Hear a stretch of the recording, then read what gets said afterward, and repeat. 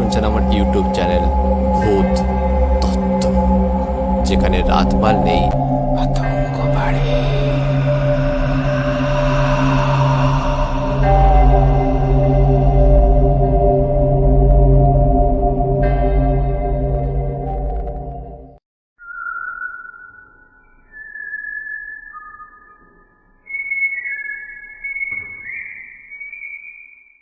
Welcome back, সকলকে স্বাগত জানাচ্ছি ভূত তত্ত্বের 90তম এপিসোডে। শুরু করছি কালিম্পংয়ের অভিশপ্ত বাংলোর সেকেন্ড পার্ট।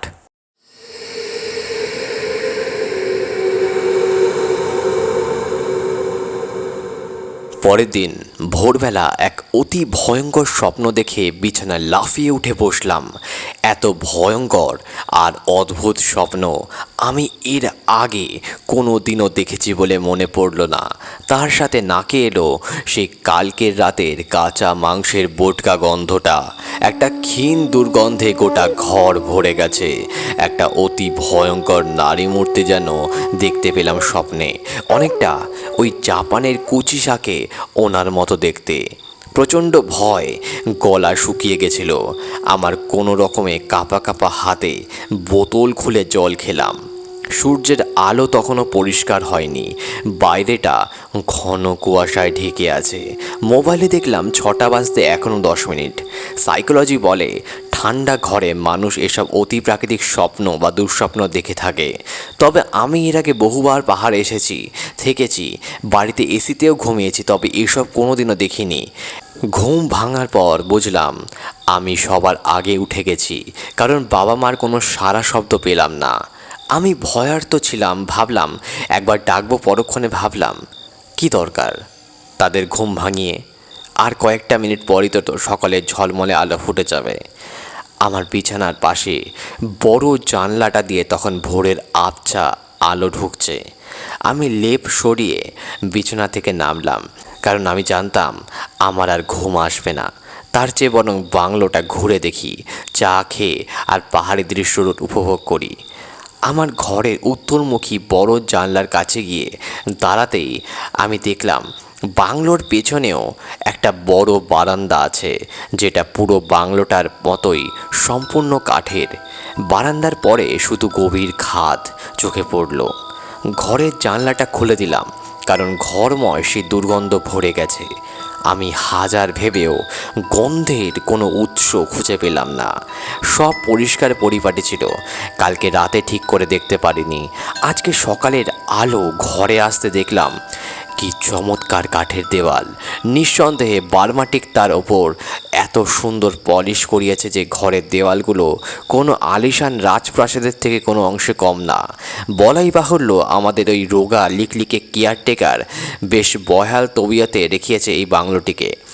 এতই সুন্দর সাজানো গোছানো যে একটা সামান্য চিরও চোখে পড়ল না আমার। আমি ঘরময় পায়চারি করছিলাম, হঠাৎ আমার দরজায় কেউ টোকা মারল। আমি দরজা খুলে দেখি কেয়ারটেকার সেই একই পোশাকে আর একভাবে, মুখটা সম্পূর্ণ ঢাকা মাফলার দিয়ে। আমাকে বলল, সাব চায় পিয়েঙ্গে আপ? আমি বললাম হ্যাঁ, বাইরের বাগানে চা দাও, আমি আসছি। আমি এরপরে মুখ ধুয়ে জামা কাপড় পাল্টে একটা চাদর মুড়ি দিয়ে বাগানে গিয়ে বসলাম। বেশ মনোরম পরিবেশ, আলো ফুটেছে। বাংলোর পেছন দিকটায় বড় বড় পাহাড় দেখতে পেলাম, যার মধ্যে সাদা তুলোর মতো মেঘেরা ছোঁয়াছুঁই খেলছে। পাহাড়ি খাদে নানান রঙের ফুল গাছ চোখে পড়ল। পরিবেশটা ঠান্ডা। আমি খেয়াল করলাম কালকে রাতে বাগান বলে যেটা ভেবেছিলাম সেটা আসলে বাগান নয়, বরং বেশ কিছু আগাছা আর ঝোপঝাড়। দুটো পাইন গাছ ছাড়া সেরকম কিছু আমার চোখে পড়ল না। ভাবলাম বাংলোটা বাইরে থেকে বেশ অদ্ভুত লাগলেও ভেতরটা বেশ আরামদায়ক আর আলাদা। বেশ রাজকীয় ব্যাপার আছে একটা। এর মধ্যে কেয়ারটেকার বাবু চা আর বিস্কুট নিয়ে এসেছে। চায়ে চুমুক দিয়ে ওকে জিজ্ঞাসা করলাম, আচ্ছা এই বাংলোটা কার ছিল? আপনি কি এর ইতিহাস সম্পর্কে কিছু জানেন? এই নির্জন স্থানে অত জমকালো একটা বাংলো বাড়ি কে বানালো? কেয়ারটেকার যা বলল তা আমি মোটামুটি বাংলায় আপনাদের বলছি। উইলিয়াম চার্লস নামক এক সাহেব এই বাংলো তার বসবাসের জন্য বানিয়েছিলেন। উনি কোম্পানির এক উচ্চপদস্থ ফরেস্ট রেঞ্জার ছিলেন। একসময় এই কালিম্পংয়ে চিতাবাঘের খুব উপদ্রব ছিল। যখন তখন যার তার গরু ঘোড়া নিয়ে যেতেন। তাই কোম্পানির নির্দেশ মতো উইলিয়াম সাহেব এখনই পোস্টিং এলেন এবং নিজে থাকবেন বলে অনেক অর্থ খরচ করে বানালেন এই জমকালো আলিশান ও মজবুত করা কাঠের বাংলোটি। অবসরের পর শেষ জীবনের কয়েকটা বছর তিনি এখানেই কাটান। সাহেবের যেমন কোনো অর্থের অভাব ছিল না, তেমনি সাহেব বড় অত্যাচারী ও নৃশংস ছিলেন। তার সাথে সাহেবের চরিত্র ছিল পশুর থেকে অধম। গ্রামের অল্প বয়সী মেয়েদের সাথে তিনি নরকীয় অত্যাচার করতেন। এমন কোনো কাজ নেই যা তিনি করেননি মেয়েগুলোর সাথে। এক সময় যখন মেয়েগুলো আর কাজে আসতো না, তখন একের পর এক মেয়েগুলোকে নরকের যন্ত্রণা দিয়ে হত্যা করতেন তিনি। শুধু মেয়েরা নয়, ওই পাষণ্ড সাহেবের হাত থেকে রেহাই পাননি অনেক পুরুষ এবং বাচ্চারাও। সাহেব সারা জীবন পশু হত্যা করে এবং স্বভাব হয়ে গেছিল যে উনি রক্ত মাংস না দেখে থাকতে পারতেন না। তাকে চেপে বসেছিল মানুষ হত্যা করার স্বভাব আর নেশা, তাও তিলে তিলে যন্ত্রণা দিয়ে। এই বাংলোর নিচে একটা গোপন কুঠুরি আছে। সাহেবের প্রচুর অর্থ থাকার ফলে উনি মধ্যযুগের এমন এক সময় অনেক জিনিস যা এককালে মানুষ মারার জন্য ব্যবহৃত হতো তা এনে একটা মিউজিয়াম করেছিলেন। এরপর সাহেবের মৃত্যুর পর এক জমিদার, যার নাম জমিদার নারায়ণ সিং রায়বাহাদুর, এই বাংলো কেনে তার বিনোদনের জন্য ও ছুটি কাটাবার জন্য। কিন্তু কয়েকদিন যেতে না যেতেই সেই জমিদারেও একই নেশাতে ধরে, মানুষকে অমানসিক অত্যাচার করত। তবে সাহেবের মৃত্যু স্বাভাবিক হলেও জমিদার নারায়ণ সিংয়ের মৃত্যু কিন্তু বেশ অস্বাভাবিক ছিল। তাকে কেউ অত্যন্ত নৃশংসভাবে হত্যা করে। তার দেহ যখন উদ্ধার হয় তখন তার সর্বাঙ্গ বিকৃত অবস্থায় পাওয়া যায় সেই বাংলোর নিচে গোপন কুঠুরিতে। আমি বেশ উৎসাহিত হয়ে জিজ্ঞেস করলাম, কে মারলো জমিদারকে, তাও আবার সেই গোপন কুঠুরিতে? সংক্ষেপে কেয়ারটেকার শুধু বলল, मालूम नहीं। আমি বেশ রোমাঞ্চ অনুভব করছিলাম ভোরবেলা এমন সব গল্প শুনে। আমি কেয়ারটেকারকে বললাম, তারপর কি হলো? क्या आप देखना चाहेंगे वो कमरा? কিছু বলার আগেই কেয়ারটেকার হাঁটা লাগালো।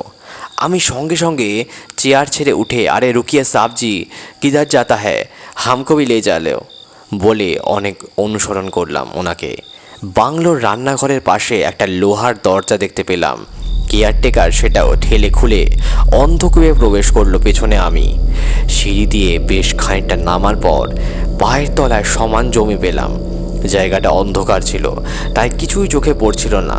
আমি মোবাইলের আলো জ্বালতে চমকে গেলাম। এক মুহূর্তের জন্য আমার সর্বাঙ্গ ঠান্ডা হয়ে গেল। হাতের লাইটটা একবার কেঁপে উঠল, কারণ এই জায়গা আমার অচেনা নয়। কিছুক্ষণ আগেই স্বপ্নে এরকমই একটা জায়গা যে দেখেছি আমার স্পষ্ট মনে পড়ে গেল।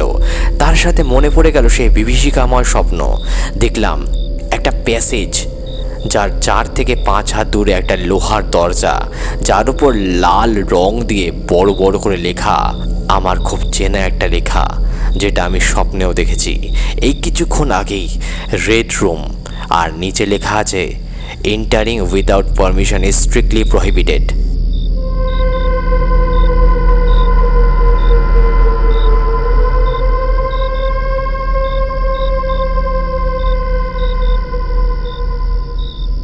তো এই ছিল কালিম্পংয়ের অভিশপ্ত বাংলোর দ্বিতীয় পার্ট। দেখতে দেখতে 2টো পার্ট কমপ্লিট করে ফেলেছি। কমেন্টসের মাধ্যমে আপনারা জানাতে পারেন আপনাদের কেমন লাগছে এই সিরিজ। যদি ভালো লেগে থাকে তাহলে অবশ্যই লাইক করতে ভুলবেন না, এবং নতুন হয়ে থাকলে অবশ্যই চ্যানেলটা সাবস্ক্রাইব করে দেবেন। আমার ইউটিউব চ্যানেল ভূত তত্ত্ব, যেখানে রাত বাড়লেই আতঙ্ক বাড়ে। দেখা হচ্ছে তৃতীয় পার্টে।